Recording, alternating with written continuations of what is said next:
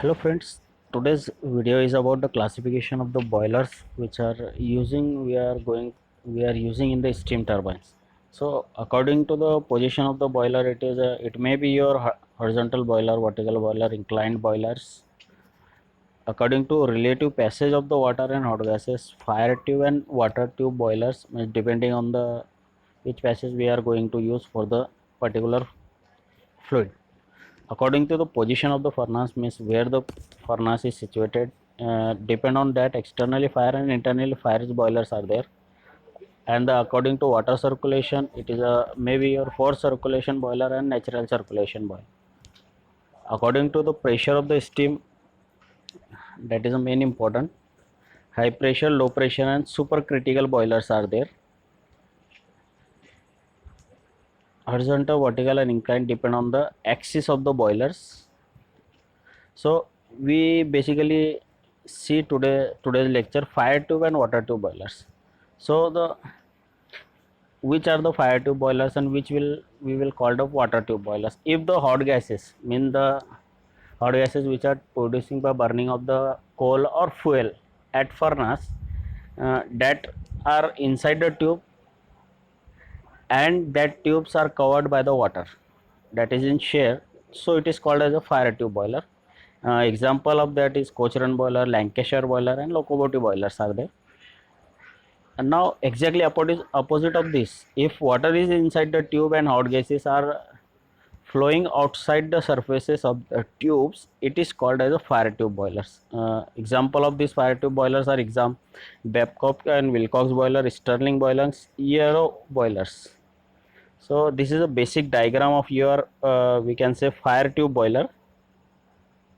So fire tube boiler means from the tubes the fire is going and the shell is containing the water.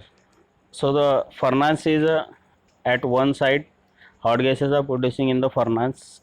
There is a brickwork which is for the stand purpose, and there are the tubes in which the fire or hot gases are flowing, and that tubes are surrounded by the shell in which the water is present, and that component shell and tubes combination is called as a boiler, where water is converted into steam.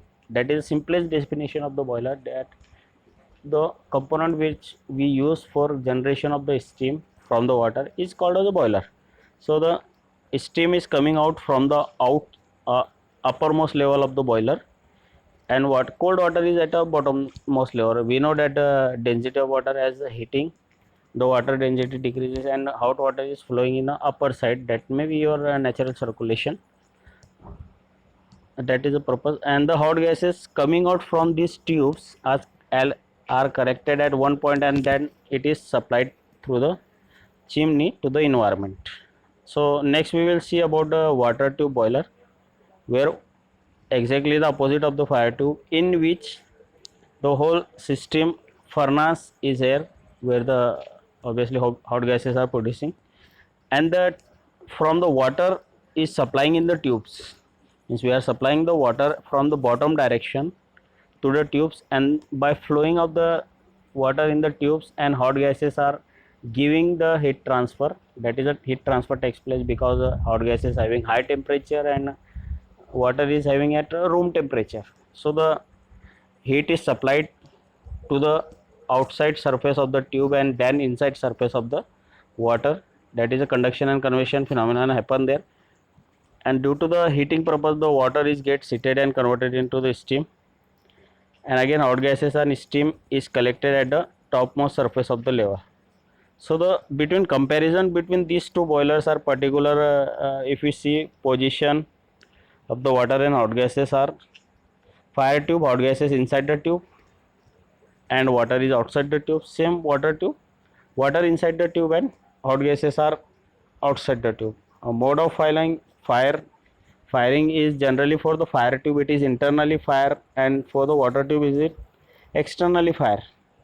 Operating pressure for the both the fire boilers are first one fire tube boilers is limited for the 16 bar, and for the water tube boilers we can say it is a high pressure boilers.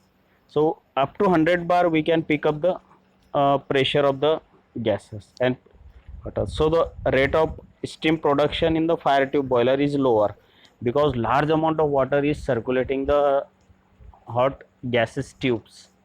So rate of production is low, but in the water tube boiler, as water channels, as diameter of that water tubes are limited, so limited water is flowing through the tubes, so it is easy to convert that water into the steam by flowing the hot gases. So rate of production of steam is higher in the water tube boiler. Suitability is not, fire tube boilers are not suitable for the large plants, but water tube boilers are suitable for the large plants. Risk of bursting, if you see, a fire tube boilers involves lesser risk of explosion due to the lower pressure, because the pressure is up to 16 bar, so risk of explosion is much lower as compared to the water tube boiler. For floor area, if you consider, fire tube boilers required more floor area, it captured more floor area as compared to the water tube boilers. Construction for the fire tube is very much difficult, and whereas the water tube boilers are very much simple for the construction purposes. So if transportation, water tube boilers are simple to transport. For shell diameter is small, for same power, shell required for the water tube boilers are small. Chances explosion in water tube boilers are more as compared to fire tube boilers.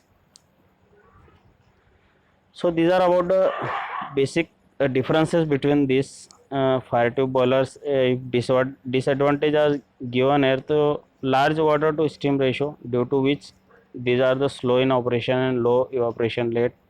Pressure is limited because up to 16 bar pressure we can achieve in the boilers. So if we see from this, that from differences also, that water tube boilers are most suitable for the steam generation purposes. So the mostly the water tube boilers are used in thermal power plants or steam power plants. Thank you.